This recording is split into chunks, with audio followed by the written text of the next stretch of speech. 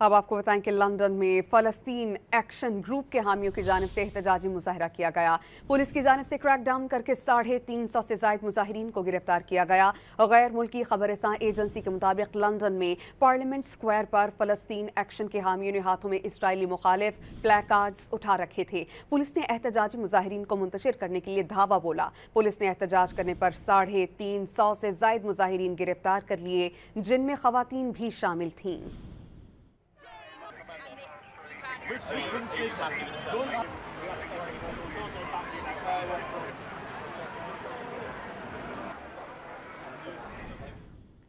अब आपको बताएं कि लंदन में फ़लस्तीन एक्शन ग्रुप के हामियों की जानिब से एहतजाजी मुजाहरा किया गया।